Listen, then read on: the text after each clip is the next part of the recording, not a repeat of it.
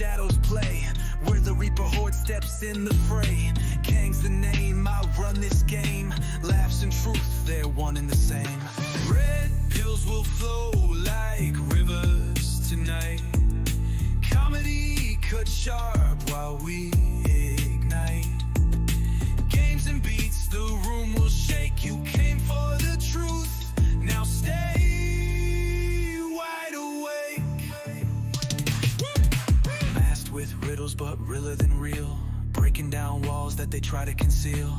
Fists in the air, let it all roar. This is the fight you've been waiting for.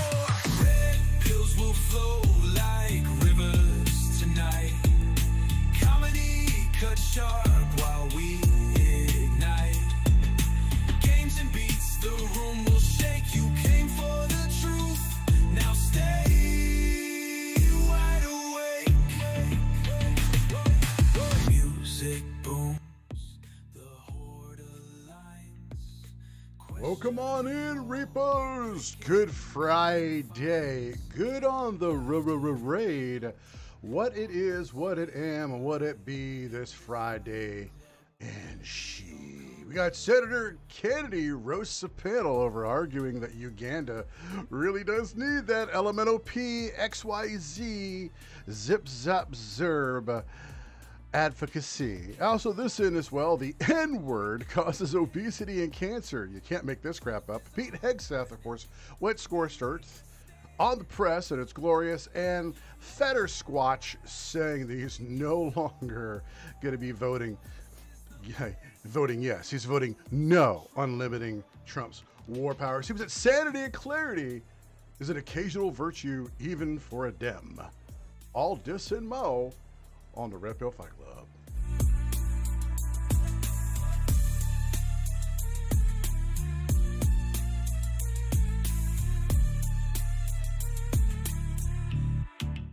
Yeah, everybody, good morning. Happy morning Friday, Stinger and Stangers and Stungers. Yeah, happy for Shits and She and Ritz and Ree. Good to see you, all of you Zim Zap Reserves, all of you hims and hers. Yeah, it's good to see everybody. So good to see you. We got so much stacked up for you today. We just chilled out. It's the two-headed Aarons. You had Aaron first, and now, of course, I'm also, my Christian name is Aaron as well. I guess maybe my Jewish name is Aaron. My mom definitely was very Catholic and loved the Bible. So she named me after one of the biblical figures, Moses' brother, Aaron. So, good to see all of yous in the chat. Good raid. Thank you very much. We got Darmac and AP and Pops and Newt. And got a lot of lurkers. Don't lurkers be workers. You want to lurkers while you're workers? I understand that, but let's get right into it. Well, I have a hard out at 10. I know that sometimes we get revved up. We get so many people watching and pushing. They say, hey, no, keep going, Kang, keep going. Give us another half hour. I said, yeah, today I can't, sadly. I got another appointment for my kingly eyeball. So I had eye surgery recently. Thank you for all the well wishes and prayers for healing. But it's coming along nicely. So I'm hoping that today they'll do the examination and say, okay, a little bit more, and a little more drops, a little more medication, a little more drops, and then soon new prescriptions. And then I get back to the gym and lift more heavy shit. That's what I'm looking forward to do. Thank you all. Let's talk about heavy stuff. Here's Senator Kennedy, as I said in the early stinger. This is Senator Kennedy basically blasting these Dems, screaming and reeing that USAID has to stay in place for the transes and the gazes and the zip-zops and zerbs for Uganda. You can't make this crap You're up. getting rid of $5.5 million to lesbian, gay, bisexual, transgender, queer, and intersex advocacy in Uganda, aren't you? Yes, sir. I can't believe we're arguing about this. Right, where's the argument? Why would you want to waste American tax dollars? 5.5 million. I'm like, bruh. I mean, you can't make this crap up. It's like, have we all gone completely goofy? I mean, really, is that what's really happened? We've even lost our freaking collective minds. You look at me and you tell me that, oh, wow, yeah, we really are, we're going to be sending $5.5 million to Uganda to make sure they got the zip, zap, zerb, and the elemental P, the alphabet soup mafia. Make sure that they get their pronoun training. I'm like, nah, I'm looking at you and I'm saying, that's just, I'll look at that and I go, shit. Glad to see that he says, yes, we're cutting that. And Senator Kennedy's like, good. I can't believe there's people advocating for this nonsense. But it is sin month, isn't it? Lust month, It does seem to be that, where people let their other head do all the thinking for them as they parade around in public about it. It's just weird. They want to involve the kids. It's just a little weird. People becoming comfortable in their sin, walking around in their Speedos and saying, you should let me and my husband do this in front of your kid in public. Yeah, no, sorry. I don't give a crap that it's June. It's Pride Month. No, it's not Pride Month. It's Sin Month. How can you be prideful about committing such egregious sin? You're an evil Christian. You're judging me. Stop. I'm like, no. I'm going to judge the sin. Hate the sin, not the sinner. It's okay to say, hey, that's not right. God says here, thou shalt not do this and this and that. The Ten Commandments were pretty freaking clear. Don't bear false witness, don't steal, don't kill, don't, covet thy neighbor's wife, etc. Have no graven images, etc. But I'm just saying. So apparently Senator Kennedy gets it. He goes, why are we arguing about this? Of course, cut the money. PEPFAR, we're not denying life-saving care to anybody, are we? No, and $10 billion would remain for that funding. We're not denying life-saving care. I'm like, yeah, you're right. You aren't denying life-saving care for people when you tell them, I don't want to use your pronouns. You're trying to genocide me. I'm like, I'm just saying I don't want to call you Zip, Zop, or Zer. And why the hell do I give a damn what they do in Uganda? And why do I got to pay for it? So they could be a Zip, a Zop, and a Zer in Uganda. Who, what? How does this work? Can you please explain this to me? Why is this my problem? I know America first and all. I'm not an isolationist by any stretch. But that's not America first to say that we got to make sure the Ugandan trans and elemental Ps and double down on the PPPPP, if you know what that means. I don't think I need to be worrying about financing that, funding that, backing that. And so when people call it out, oh my God, Kennedy, you're trying to commit genocide. Our feelings. Our feelings. So, yeah, your feelings just don't matter. And I don't think I should have to pay for your feelings. It's just so bad. It is so bad. All right, next up here. We're already a quarter of an hour in here already. So, as I said before in the stinger, yeah, you can't make this up. Jamal Broman, the same guy that pulled the fire alarm, remember, he walked up to the double doors while he was in the Capitol, and they were having a very important vote. And he wanted to make sure he disrupted it. He wanted to insurrect. So instead of going in there and shaking a cane at him like Green did, he decided to go on the campus across the way, go to some double doors that said fire exit that had the signs that say alarm will sound. He took those signs off, looked around on camera. He didn't realize he was on camera back behind him in the corridor. He threw them on the ground, walked over to the fire alarm, and then pulled it and then walked into the building, not out, into the building, and then said, he was trying to get out and thought that was the lever to open the door. He wants you to believe he's that much of a Riri. But here he is being more Riri by telling you that the N-word causes obesity and cancer in black people. You can't be calm about this. I'm a black man in America. The reason why heart disease... I'm white, I can't comment Listen on to what I'm saying. what The you're reason saying? why heart disease and cancer and racist. obesity I can't and comment on diabetes are bigger in the black community is because of the stress we carry from having to deal with being called the N-word directly or indirectly every day. If you can't be calm about... Really?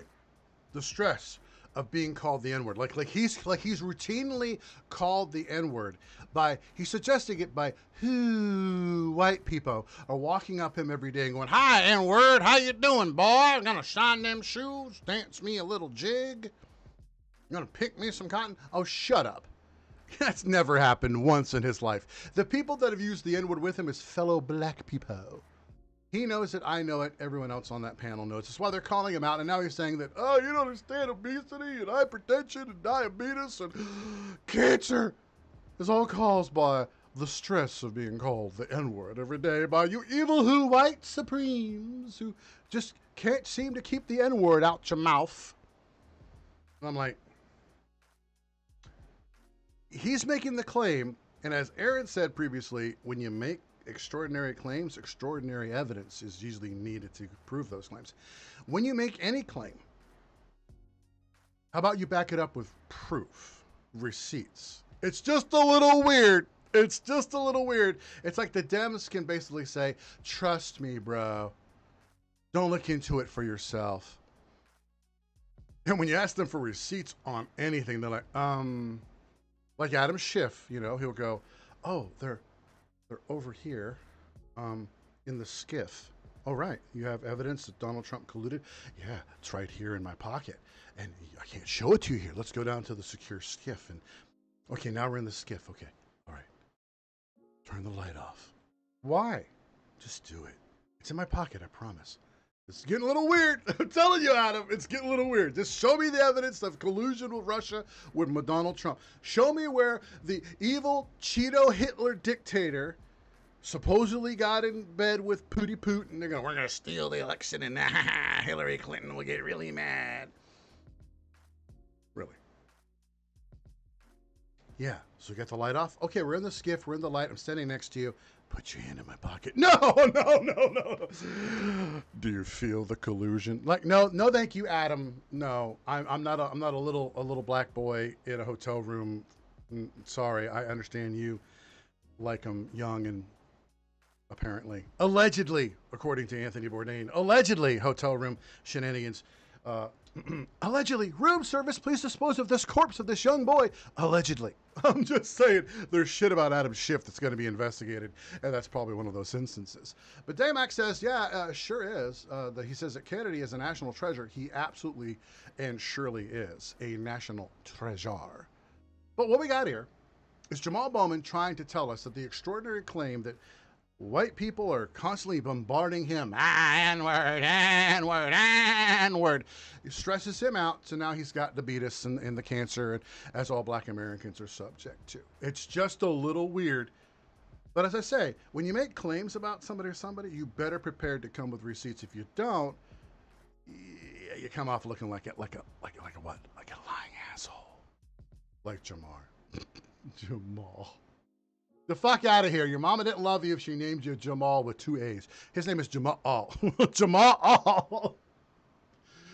Reed, it's so mean, sis. It's so mean, sis. He's gonna get really, really mad. He's gonna pick up that Obama phone. He's gonna call his mama.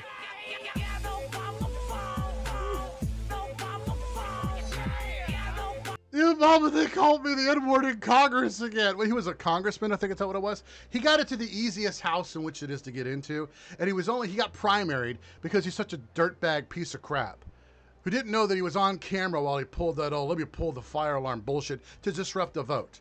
He erected, and he didn't like the fact that people found that out. Unbelievable.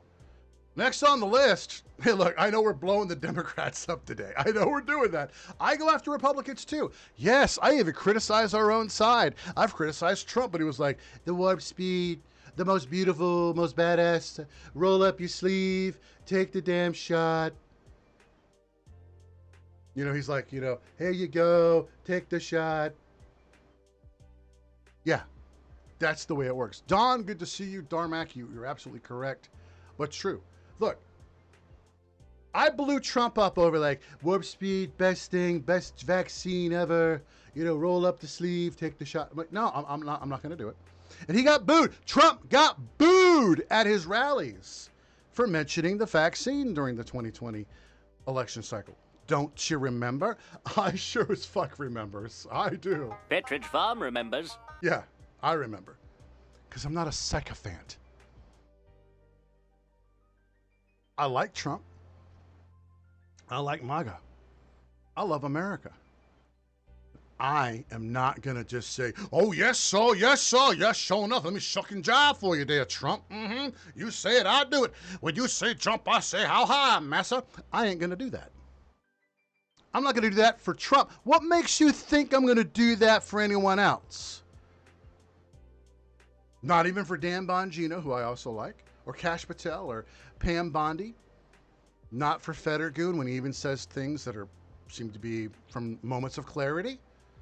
I'm not going to do that for anybody, anyone on our side, even people in my orbit and people in my circle. If they got a bad take, I will call them out. I will remain a free thinker and principled, and I don't give a damn. It's going to cost you followers saying things like Trump shouldn't have done warp speed and Bongino shouldn't have said Epstein killed himself. Blah, blah, blah. Yeah, I don't care. I don't care. I'm not going to compromise my fucking principles. Oh, there's the first F-bomb. Oops. That's okay. We're past the 20-minute mark on YouTube. I am not going to compromise my principles and who I am and my moral compass and my moral sunlight for anybody. Not for clicks, not for all the money in the world. I don't need to do what I'm doing on Rumble, on X, on YouTube. I live a comfortable life that I don't need any of this. But I do it because I'm compelled to tell the truth. Try to make a difference. If I can change one normie to get their mind away from cutting their wee-wee off or taking another Fauci ouchie or maybe voting Democrat, then I think I've been successful. So send this show to a normie. Hit the repost button, hit the share button, hit the thumbs up, hit the comment, and become a subscriber if you are not. Gift a subscription if you don't have one already. That's how you support the show, like mine, like Aaron's, and others that you watch. And remember, I don't ever expect anyone to be a sycophant for me. Oh, yes, Kang. You said it must be true. No, if I say it, I'm going to bring with receipts, just like I'm showing you here. I stand by my theory. Fettergoon had MAGA stroke team and rehabbed him right versus the... Yeah, that's right. You're probably right, Don. That's so true. You're so true. So here's Fettergoon. And yeah, maybe we can do a trade. Can we get Fettergoon and trade out Murkowski? Oh, you're so right for that, Darmac. That's epic. Resolution, which will come up tomorrow night. Well, I'll say this. I love that man, and he's coming in from a very principled side. But I'm going to vote no on. He said principled. Imagine that even Fettergoon, Fettersquatch, Fettersloth, Sloth, Love, Chunk, even he could come from the perspective of understanding what principles mean.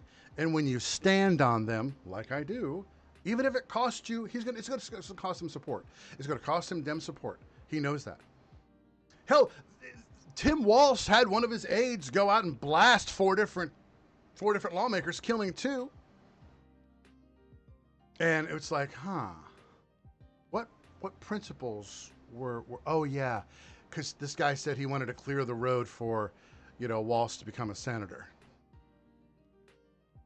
That's according to the letter that the killer himself wrote and the FBI have. It's weird. It's just a little weird. Yeah. So Fettergoon better watch out. Who knows? Tim Walsh might become the new Hillary Clinton. Who knows? You might get Walsified instead of Clintonized. What, you're speaking out against the party? How dare you? How dare you? Our feelings. Assassinate him. That's probably what he's got in his future if he's not careful. Fettersquatch, you better start wearing a bulletproof vest and wearing a helmet, dude. You stand out in a crowd. I'm pretty sure he's still wearing shorts in this video. And running shoes. I say no, let him wear the running gear so he can try to run away as fast as he can. We need to protect the Fettersquatches of the world. What better than a person that's supposedly on the other side speaking truth? A person on the other side who could be compelled by actual principle and moral foundation to vote the right way and voting no on the effort to restrict Trump's war powers. Congratulations. Good. Stop clock right twice a day. Good. Hopefully his rehabilitation to republicanism continues going the way it is. I know, quite literally. And we're like, this can't be right. This has got to be an episode of Seinfeld. No. That's right. And you're right there. You're right there, Don. It does say the tampon Tim is quite suspiciously silent lately, isn't he? So let him finish. On that, simply because I would never want to restrict any future president, Republican or Democrat, to do this kind of a military kind of exercise that was very successful. This is On the Kang. So good. Gives me hope for the future. Hope for the future. Hope for that future. I think that we can rehabilitate many of these people. And that's why I'm always a person who's willing to reconcile with somebody. Even those that have threatened to murder me, I've even actually attempted to reconcile with. Those that have threatened to kill me over my positions, over me being principled and being moral and calling them out for their nonsense. I don't care who you are. If you do something, then I'm like, that's not good. And then after that, you attack me for telling you, hey, that's not good. And then you launch a campaign against me to smear me and attack me and libel and slander and defame me, all while being a sneak thief and complaining that you're not doing that, even though you clearly are. I'm going to call you out. I don't give a fuck. You should be that way in your life too. I'm always that way. Might make me hard to handle. Hey, no, baby, let me light your candle because I don't give a fuck. Because Kang is hard to handle. Yeah, you surround. Yeah, I don't care. I'd rather stand on my principles and keep my soul. Federgoon is standing on principle. Good for him. Good for him. I'm happy and blessed to say that he has had a recovery and he's recovering, and he'll have full republicanism probably by the end of the year. Good to you, Federgoon. I think by the end of Trump's term, he'll switch parties. I know you already saw this over with Aaron, the erroneous of the Prager-ness, the Prager. I know that the Prager has already covered this here, but this is breaking news, motherfucker. Breaking news. Secretary Pete Hegseth states he stares right at the press and goes scorched earth, spelling out their insanity. And I know he already covered this. So I'm going to play this little clip here. Because you, and I mean specifically you, the press, specifically you, the press corps, because you cheer against Trump so hard, it's like in your DNA and in your blood to cheer against Trump, because you want him not to be successful so bad, you have to cheer against the efficacy of these strikes. You have to hope maybe they weren't effective. Maybe the way the Trump administration has represented them isn't true. So let's take half-truths, spun information, leaked information, and then spin it in every way we can to try. That reminds me of a certain somebody recently, too. I just got to say that. That reminds me very, very much of recent events. To cause doubt and taking little teeny tiny nuggets and then spinning them and twisting them. Yeah. There are those that have Kang derangement syndrome, just like the press has Trump derangement syndrome. It's just fucked up. Being principled costs you. Yeah, come talk to me about it. Manipulate the public mind over whether or not our brave pilots were successful. How many stories have been written about how hard it is to, fly a plane for 36 hours? Has MSNBC done that story? Has Fox? Have we done the story how hard that is? Have we done it 2 or 3 times so that American people understand how about how difficult it is to shoot a drone from an F-15 or 16 or F-22 or F-35? Or what it's like to man a Patriot battery? Or how hard it is to refuel midair? Giving the American people an understanding of how complex and sophisticated this mission really was. But they don't care about details, Mr. Pete. Mr. Pete, all they care about is emotion and their sound bites and being the first to press. Look, a lie will be halfway around the world before the truth even has its boots on. And people know that. Truth is that people don't want to do any extra steps. They don't want to do any digging. They don't want to scratch the surface. They rather just believe what they're told and go about their little business and their little lives and feel that they are comfortable in their knowledge that they are on the right side of things because the headline said so from their preferred outlets. Their sources told them X, Y, and Z happened. Trust, bro.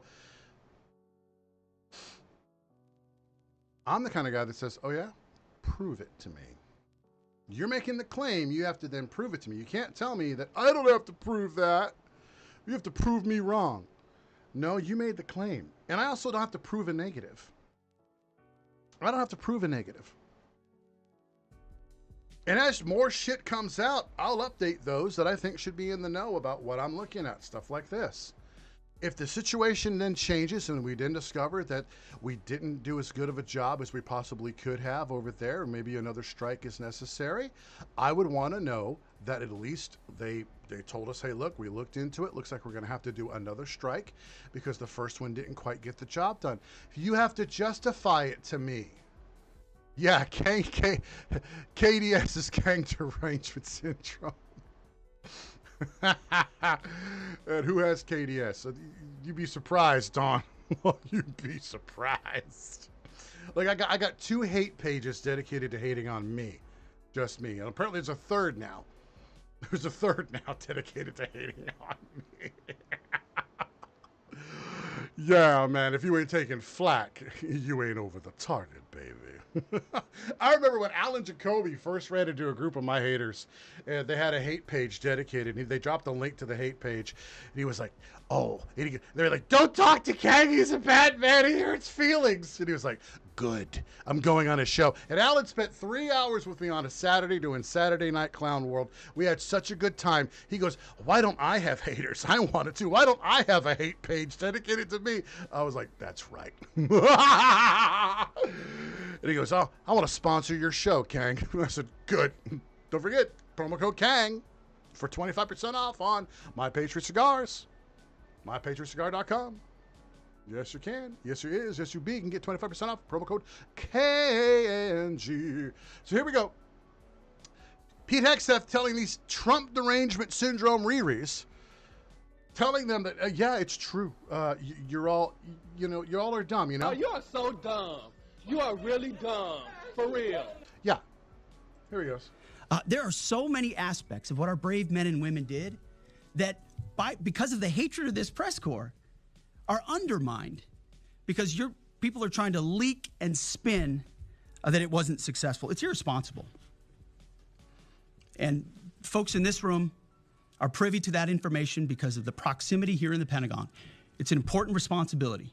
And time and time again, classified information is leaked or peddled for political purposes to try to make the president look bad. And what's really happening is you're undermining the success of incredible B-2 pilots and incredible F-35 pilots and incredible refuelers and incredible air defenders who accomplished their mission, set back a nuclear program in ways that other presidents would have dreamed. How about we celebrate that? How about we talk about how special America is, that only we have these capabilities? Yeah, no shit. Israel had to go to us and say, please use your bombers. Israel had to go to us and say, please use your pilots to do this. But my Zionists, but my Jews. Oh my God, he's a Cheeto Jew. He's controlled by Bibi. He's a Zionist puppet, they all say, on the woke right and the woke left. Yet he was on the news going, they don't know what the fuck they're doing. Hey, Israel, you better not drop those bombs.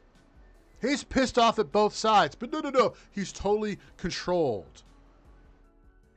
Yeah, Zog is real, Zionist-occupied government, and they're controlling him. Oh my God, his son-in-law's the Jew, Kushner. Don't care. You're full of shit. Every rabbit hole does not need to go in there, but they truly, absolutely believe that Trump is being controlled by Jews, Zionists, Israel. He just proved to you definitively that he's not. He told them to go get fucked. He said, fuck you to them. Yeah, I'm going to say it because it's presidential to use the F-bomb from time to time. I'm going to say this in the most Trumpian way. It's going to be the best ever. I'm just telling you, hey, look, they don't know what the fuck they're doing. Put that on a t-shirt. Have a ringtone. I'm going to get that etched on my crown. They don't know what the fuck they're doing. You know, it's almost as close as saying, forgive them, Father, for they know not what they do. Yeah. And I'm not a messianic guy who is like, oh, Trump's the Messiah. No. That bad boy is going to come from the sky again, and he's going to be pissed off. When Jesus comes back, he's not bringing cheese and crackers. No, he's coming to kick some ass. And I'm going to be like, hey, you're way cool, dude. Yeah, he is way cool. So I'll never pass myself off as someone that I'm not. Oh, listen to me. I know the Bible. I don't do that. I'm not that kind of guy. I'm not a godless heathen. Okay. Former Catholic, former atheist, now a believer. I'm a recovering Catholic and a recovering atheist. And now coming back to Jesus himself. I have a personal relationship with God. I met him in 2016. Yeah. And a lot of people don't know the story. So I'm going to give you guys the story again. It's been probably a year since I told this one. So I had a very stressful job. I was working at a health club as a fitness director. Yeah, I used to be young and handsome. You know, hey, training injuries suck and they cause body changes. You know what I mean? But I was working this job, very stressful. All they cared about was sales. I hate sales. I hate doing sales. I give people experience. They come into the gym, they'd schedule an appointment with me. I then take them through a little workout, take them through a little assessment, take them through an interview. They'd say, hey, look, do you want to feel this good every day? They go, yeah. I said, okay, let me pair you up with one of our trainers. Here's what the programs look like. It just requires a payment today, and then every month it's this, and this is how long the term is. And I was making a handsome living at doing that, and I was giving people experiences and not trying to say, if you enroll today, you get a free toaster. You enroll today, you get a gym bag. No, I was giving people the experiences that they wanted, and it helped them reach their fitness goals. I became the #1 trainer in Charleston for 3 years running on Idea Fit. It's a training site it's like Facebook for trainers. I started getting sick one day, not knowing why. And it was, front door and back door sickness. And I went to the doctor and he said, preliminary examination looks like you have stage 4 colon cancer and you're probably going to have to put your affairs in order. Sorry, but you need this and this and that to go get it verified, but it looks like that's what it is. So here I am, terrified that I'm going to drop dead of cancer in my 40s. So I had to keep it to myself. I didn't want to tell my wife. I didn't want to tell my kids. I didn't want to tell my coworkers. I couldn't tell any of my training clients. I couldn't tell any of my prospects. I couldn't tell my boss. So I kept it to myself. And it was an absolute agony every day. In and out of the restroom, sanitizing the restroom when I was done. It was a gory mess every time I would come out of there. Trust me, it was bad. So some days I just couldn't make it in. Other days I'd come in and force a smile on my face. Well, I had a guy come in and he said he wanted to get a big old package. And the general manager of the club, real soul-sucking, crushing, it was never good enough, Kang. He'd always tell me all the time, I'll use my Christian name in the story because it makes it simpler. He said, look, Aaron, you're the best fitness director this club's seen. You're making record sales. You have more sales combined than all the other stores. We have a total of 4 stores. You're beating all the other 3 stores combined in sales this month. You're doing fantastic. We don't know how you're doing it. Keep it up, but it's still not good enough. It was never good enough. Money is all he cared about. He didn't have any principles. All he gave a shit about the money. And he was always driving me. And the stress was making it worse. So anyhow, he goes, oh, by the way, I got this prospect for you. He's a PGA golfer. Okay. And we're going to call the guy Curtis. Okay. And he was associated with PGA in some way. And he goes, oh, he needs a big training package, and it'll be a big paycheck because you get a big bonus, for big sales like that. I was like, okay, great, sounds good.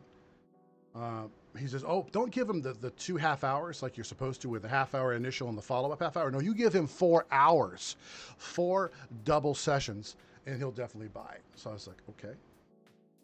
So I give this guy 4 hours of my time when I could be with other prospects, making even more and helping more people out. And I spent 4 hours with this guy instead of the 2 1/2 hours. And at the end of the week, he says, hey, I'll come in on Saturday and I'll sign up for the big package. Great. I come Saturday. He doesn't show up. I'm texting him for about an hour. He eventually gets back because, oh, I'm coming out on tomorrow, Sunday. Sunday was my day off, and I wanted to spend as much time as possible with my family because here I am dying of cancer. At least that was the diagnosis. I couldn't tell anybody. So I come out on Sunday, wait for the guy, and he doesn't show up. I text him. He then, after 2 hours of having me wait, goes, "Oh, I went golfing with your general manager and told him that I was actually going to be going elsewhere because there was, another facility closer to where he was training at." And I was like, "Oh." We wasted my whole weekend doing this. I left angry, pissed off at this Curtis guy, pissed off at my boss, pissed off at the world, And at that time, I was an atheist. At that time, I was an atheist. So I left and I drove home, and it was Thanksgiving week. So it was the Sunday before Thanksgiving, 2017. And I stopped at the local grocery store, went and did my last minute shopping. My plan was to make a big, Thanksgiving dinner all myself, have the family sit down, have them eat, and then after dinner, decide whether or not I wanted to tell them, "Hey, Dad's gonna die." Didn't work out that way. I'm in agony, I'm shopping, I'm loading up, and as I'm getting into my vehicle after loading up my groceries, I hear a voice behind me. "Hey, brother, would you help out an old veteran with some groceries?"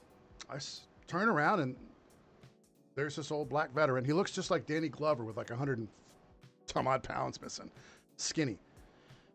Vietnam cap, fatigue, wearing fatigues, metal pipe leg. And I said, "Sure, let's go." I took him inside. We did some shopping, and he told me that his daughter had overdosed on opioids and had died, left him with some grandkids to take care of. They were living in the car. He just needed some food to feed him. And I said, "Sure." He said the VA was going to send him up with some housing, but they didn't have any food. So I went inside, spent the last bit of my money on getting whatever he wanted. I wasn't thinking about Curtis anymore. I wasn't thinking about the cancer anymore. I wasn't thinking about my job anymore. I wasn't thinking about how I was going to make rent. I wasn't thinking about any of that other crap that was worrying me so much. I wasn't worried about dying anymore. I didn't feel any more pain. I scanned everything else, bagged it up, paid for it, put the bags in the cart for him, and handed him his receipt, and this is when it happens. This is when it happens. He said, "I'm glad to see there's some godly people left in the world." I thought that was a hell of a thing to say to me. I was an atheist at the time. But I said, "Well, anything for a veteran. It was a pleasure to help you. My name is Coach Aaron. Thank you." He said, "Oh, my name is Curtis." Smiled at me and walked out. I was just cursing that name Curtis just 10 seconds before. He walked up to me. 10 seconds before he walked up to me, moments before he walked up to me, I was cursing the name of a man named Curtis who had fucked me over, stole my time from me, and then I didn't have any payoff to that. And now I was going to be behind on rent. How was I going to explain that to the family? And then this guy named Curtis, unbeknownst to me, his name was Curtis, walks up to me and asks for help. And I say, "Sure." The guy just had a little bit of a light about him. He just gave me this nice smile and walked away. And that's when I felt it. I felt like a little energy go through me, like a little golden bolt of lightning, I guess you could call it, like an electric shiver. I felt a hand on my shoulder, and I heard my deceased father's voice.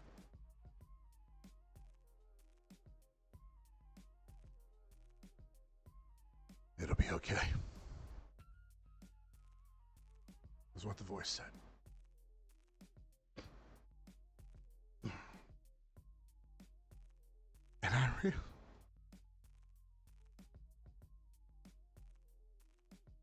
And I realized in that moment I had just met God.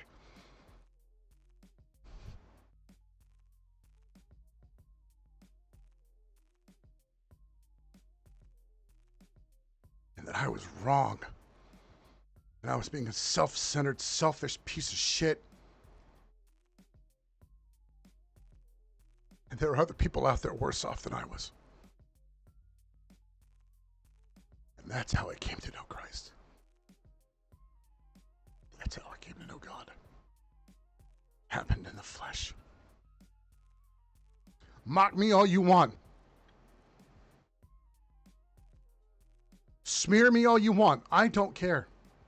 Lie about me all you want. I don't give a fuck. But I have a real relationship with the Almighty that's mine and my own. And I don't know anybody a goddamn bit of explanation for anything I think and anything I feel. I am principled. And I will always be that.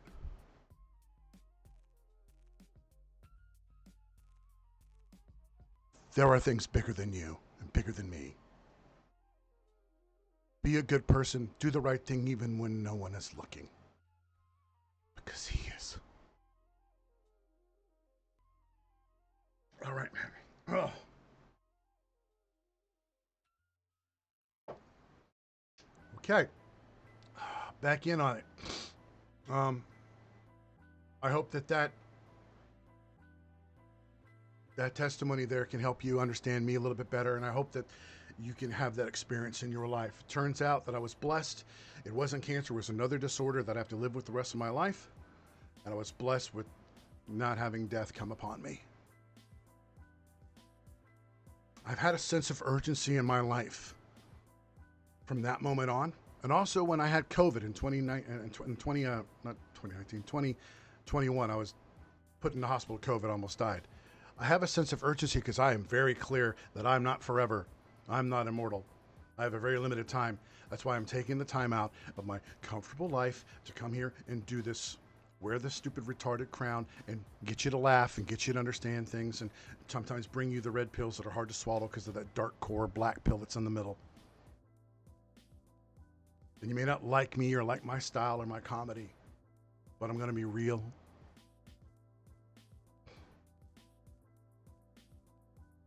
I share who I am, and you don't have to like it. You don't have to like me. You don't have to love me. You don't have to follow me. It's okay. But I'll follow him.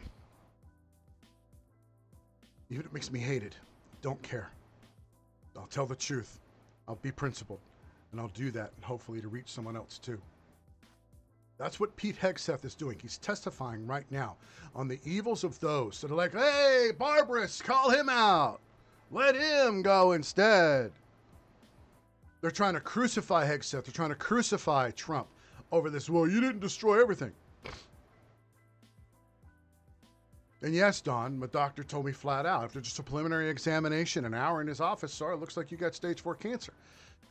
The existential crisis. I had an existential crisis when I was 16. I almost killed in a drive-by shooting at my school. Bullet went over one ear, it went over the other. I've heard the sounds of bullets go right past my ears, literally this far away from my ear, twice in one shooting. I know what that's like. And to know what that shooting saved me from. Turns out the guy that was being shot at in that drive-by shooting when I was 16 at my school, turns out the guy that was getting shot at was an opposing gang member to the guy that was a gang member shooting at him. I had no idea. I was caught in the crossfire between two gang members. And that gang member being shot at was supposedly a friend of mine who was in a black nationalist gang. He was tasked to taking me across the parking lot that very day, in the process of doing that, for stabbing me to death and killing me. To prove his loyalty to the black gang, he had to kill a white guy.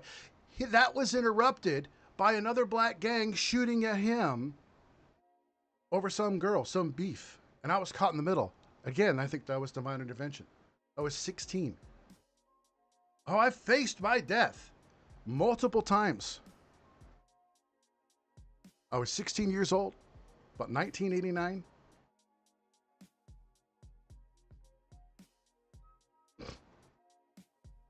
Then later again, 2017 with my cancer diagnosis to scare the fuck out of me. And then after that, with 2021 being hospitalized with COVID Delta. I've seen it. I know I'm not forever. So I'm okay with taking the slings and arrows. I'm okay with being principled. I don't give a fuck. Beat me all you want to. In the end, I'm going to keep my soul. Pete Hegseth is calling out the mainstream media because they don't have one. They are soulless. And here he is taking it to them. I think it's too much to ask, unfortunately, for the fake news. So we're used to that.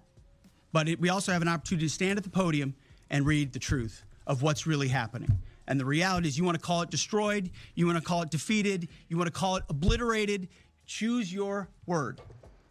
This was an historically successful attack, and we should celebrate it as Americans. And it gives us a chance to have peace, chance to have a deal, and an opportunity to prevent a nuclear Iran, which is something President Trump talked about for 20 years. Correct. And so did who? Even Hillary Clinton said that she would attack Iran if you made her president. Even Hillary Clinton said she would immediately attack them as well. So all you lefties out there, I mean, you should be shocked and amazed, but I'll look at you and I'm like, shit. I'm not. All you owners of ceiling birds at your houses, you go home in the mainstream media, they all got ceiling birds in their house.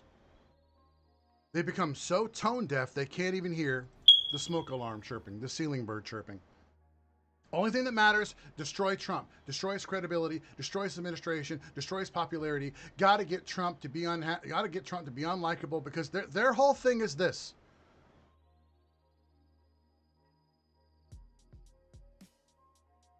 Their whole thing is this. I don't like Trump, so you shouldn't either. That sounds very familiar. I've been the target of that kind of campaign on multiple occasions. I don't like Kang, so you shouldn't. Let me lie about him and defame him. Yeah. Same thing. I don't like Trump. You shouldn't like him. If you do, you're a Nazi. And I'm like, holy shit. You are crazy. You are absolutely crazy. You know, every single, I'm like, you know, even, look, oh my God. Mr. Fat, good to be in the chat. Thank you. With his, I exercise my smoke alarms. That's good. Oh, that's so good. Like, look, even, could you imagine Biden walking around the White House and he's like, come on, man. He's like, hey, y'all hear that ceiling bird? Oh my God, what an emotional roller coaster this morning. Fuck me. Yeah, so here he is. He's testifying to the facts. Just because you don't like Trump doesn't mean you got to defame him. Doesn't mean you got to demean him. Doesn't mean you have to downplay the success of our American Air Force. So what if it only set Iran back a few months? I don't give a shit. That's a few more months with Iran not having a, oh, honey, the stack by boom in New York City going up in a ball of flame. Just saying. It's so true.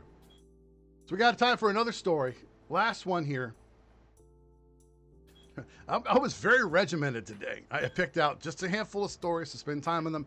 I had no idea I was going to be doing my testimony today about Christ. I had no idea that I was going to be testifying about my relationship with God and where I came from, Catholic, atheist, and then now believer. I had no idea I was going to do that today. I was not prepared.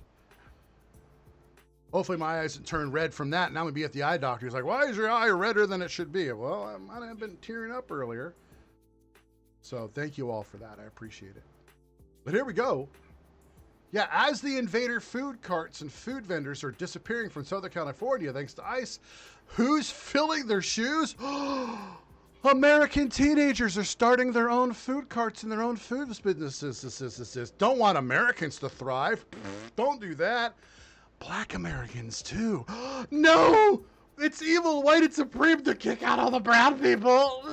You white people just hate brown. Oh, black people are filling the niche by being Americans and selling food on the street too. Imagine that. Imagine that. Kang happy to see his black brothers and sisters out there actually making the space, the vacuum that is now, you know, the street vendor vacuum is being filled with Americans. That's the way you do it. That's the way you make it. And you know what? To all of you Democrats and all of you lefty haters that hate ICE and throw bricks at ICE and say go out and kill ICE and do all the shit you're saying. Where's the gang leader Cholos? One congresswoman. It was one lawmaker came out and said, where's all the gang members? Why aren't you guys going out and attacking ICE? Yeah. Now that ICE is pushing these guys out, guess what? Surprise, motherfucker. We got Americans filling the niches. Fantastic. This is a feel-good story. It'll be the last thing we talk about today. This summer, me and my twin brothers decided that we're going to open up our own bacon-wrapped hot dog business called Glizzy Street. Instead of doing bacon-wrapped hot dogs. Sign me up. You had me at bacon, kid. You had me at I'm American. All he has to have is an American flag and the different kinds of bacon that he will have. Look, if it's fried chicken, grape soda, and tater salad, Juneteenth leftovers, yeah. If that's what it is, and this is what this kid's on, I will stand around the block. I eat watermelon pretty much nightly before I go to bed. It really helps me sleep through the night. It helps me settle my stomach. And it's really, really good for you and helps men be men, if you know what I mean. Foreplay is like, hey, tell my wife, brace yourself. No, really. No, really. I chase her around the house, man. She's like, "You're such a fucking heathen." No, I'm not. Get away from me. I'm like, no. I had watermelon, baby. You better watch out. No, really, my wife is fantastic. She puts up with me because I'm a Riri. And I love her. And prayers for her. She hasn't been feeling well lately. So prayers for my wife. But I appreciate that. So here we go. Nothing at home, we want to make some money and try to do something big. We invested $400 that we saved from working weekends at our family gas station to start it up. It's a pretty big investment for us, but with some hard work and long nights, it will all be worth it. The first day we were pretty nervous and there was no customers for the first hour. Then things started to pick up. First we sold 1 hot dog, then 2, then 5, 10, and at the end of the day, we ended up selling over 20 hot dogs, which is pretty good in my opinion. If you want to show us some support, we are located in Long Beach at the American Oil gas station 7 days a week from 5 p.m. to 9 p.m. Be sure to like, follow, and share our journey. We hope to see you soon. Peace. That's what social media is supposed to be about. That's what social media is supposed to be about. Not my feelings about my Donald Trump and my pronouns. Not worrying about your dick roll-up surgery that you're about to have after you get your zipper tits. No, it's this. Local kids coming out and earning money. This is the new lemonade stand. They got to start someplace. God bless these boys. God bless their adventure, and God bless everything about them. I want to see more American kids doing this. If they're spending their time selling hot dogs, bacon-wrapped hot dogs, they'll have less time for gang activity and all the things that plague their community, because it's our community. These are our kids, our family, Americans. They say, "Who's going to pick the cotton?" Jasmine Crockett said. "We're not going to do it. We've did that," she said, that racist piece of filth. You know who's going to go out and pick all the crops? Americans can. I have a great idea to fill the niche. When Trump says, "Okay, we're going to do hands off farm workers," okay, hands off all the hotel workers, because, okay, I get it. But he got pushback. I was one of the people that said, "No, Trump, deport them all. This is what we're going to do. This is what we're going to do." Fringe, it's good to see you. Fringe, good to see you. We do have a hard out at 10 o'clock. Sorry, I got an eye appointment, Fringe, so catch the replay, please. But I have a great idea to fill the whole farmer's niche, to make sure the farmer gets what they need and save them even more money and save more money on everything. They have an after-school program, middle schoolers on up. If you're in 6th grade all the way to 12th grade, every day after school, you have to, if you volunteer to work, okay? You volunteer to work. It's mandatory that you volunteer to work somewhere in the community. You have to volunteer somewhere in the community, be it at a farm or be it, picking up trash or whatever it may be. And I got Brian Howard out in 2 minutes. I got you, Brian. This won't take much longer.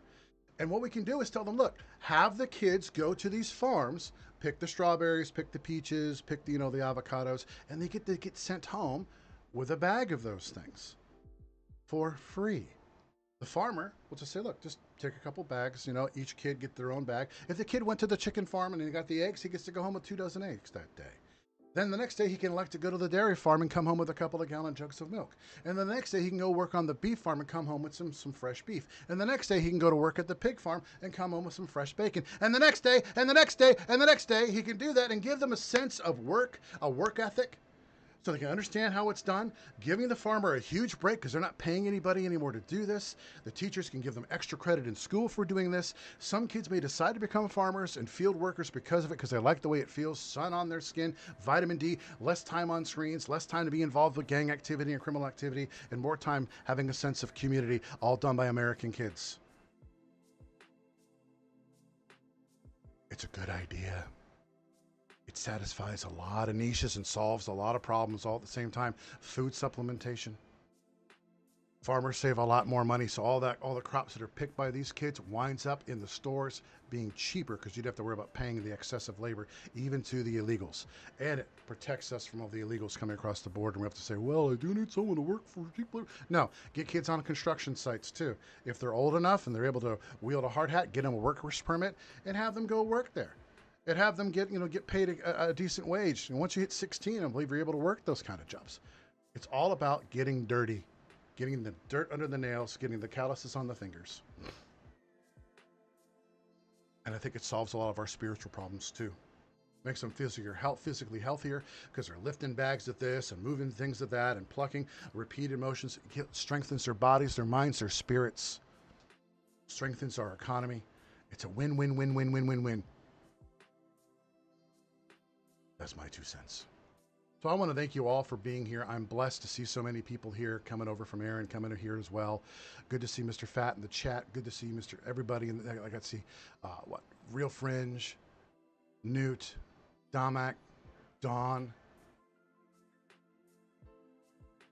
and Peg McGroin. Good to see you. Mini Ball.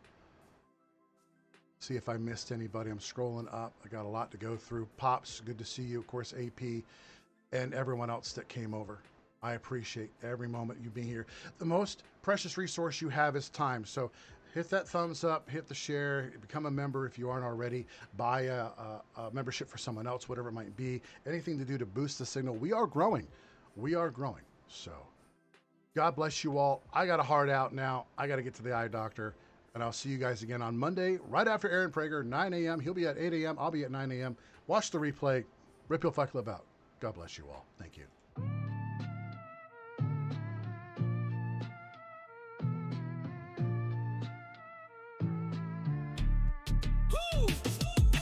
Welcome to the club where shadows play, where the Reaper horde steps in the fray. Kang's the name, I run this game. Laughs and truth, they're one and the same. Red pills will flow like rivers tonight. Comedy cut sharp while we ignite. Games and beats, the room will shake. You came for the truth, now stay wide awake. Masked with riddles but realer than real, breaking down walls that they try to conceal.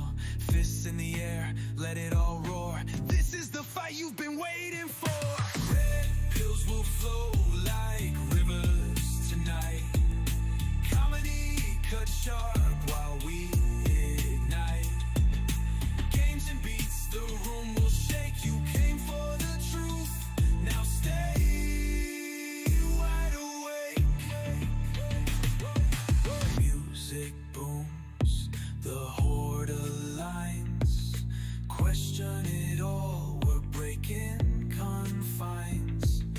Laughter and heat, on this we thrive. In this fight club, we all come alive.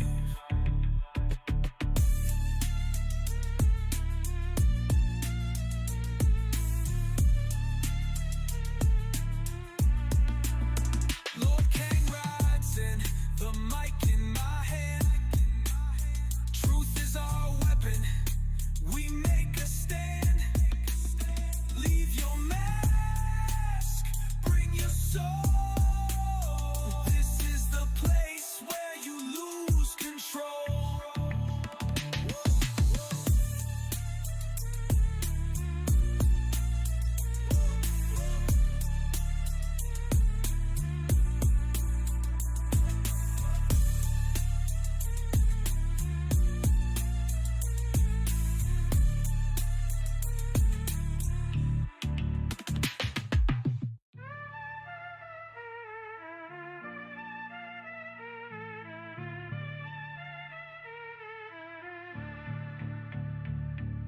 Lord Kang rides in the mic in my hand.